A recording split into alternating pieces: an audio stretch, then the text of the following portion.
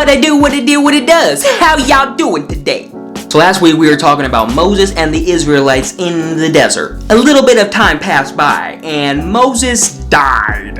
And God chose Joshua as Israel's new leader. Now God chose Joshua because Joshua showed a lot of faith in God. And he could also carry 15 chairs in each arm at youth group. That's a natural leader right there.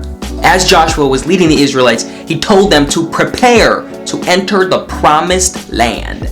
I feel like we should just start telling people that all the time. Like just random people. Do you know where the fruit section is? Prepare to enter the promised land. Okay. It's good news to hear. So while the Israelites were traveling, God dried up the Jordan River.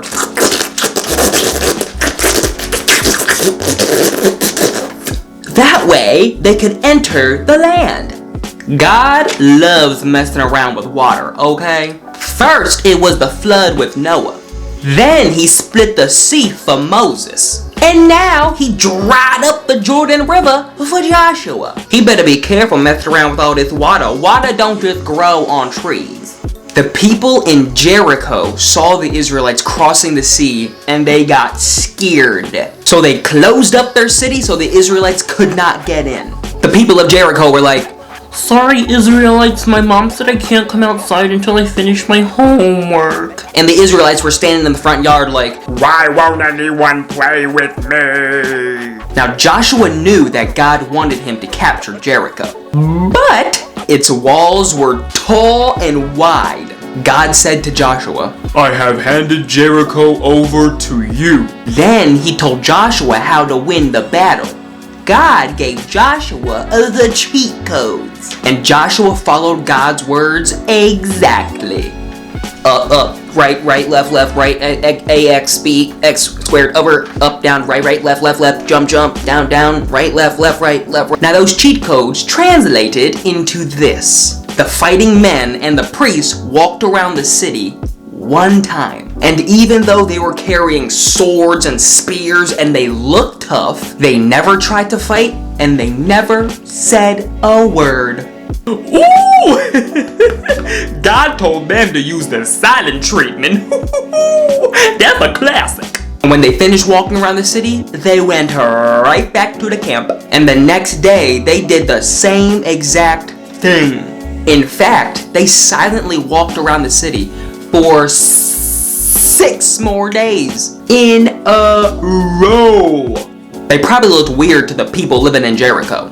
Oh, I thought they wanted to overthrow us. It looks more like they're just trying to get their steps in. Maybe they want to be Fitbit friends and do a workout together. Now on the 7th day, the fighting men and the priests walked around the city 7 times instead of 1.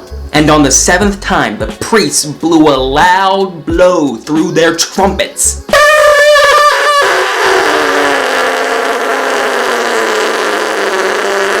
Then Joshua told the fighting men to shout, "The Lord has given you the city!" So the men shouted with all their might. And because of those loud screams and trumpets, the walls of Jericho fell flat. There was probably one dude in Jericho like, "I just built that a wall. I am not cleaning this up." But the people obeyed God and God kept his promise. The Israelites captured the city. I think the message of this story is that sometimes God gives us specific things to do, and the way we have to do it may not be the most traditional way. And people may come up to you and tell you to do it a different way, or "Come on over here, I'll show you an easier or quicker way to do this job." But the important thing is that you only listen to God's voice when he gives you something to do. He is always with you and will comfort you when you feel like you lost hope. He will give you strength when you feel weak. And he will show you a solution when you are afraid of your circumstances. But the most important thing is that you are looking to him, seeking him, and listening to him with all your heart. Well, I hope you enjoyed that story today. And I pray that you understood the message. The message being that God has a special thing planned for you to do. And it may not be a thing that people normally do. And to know how to do it successfully, you must be listening to God and seeking Him with all your heart. Well, I hope to see you next week. God bless you and I love you.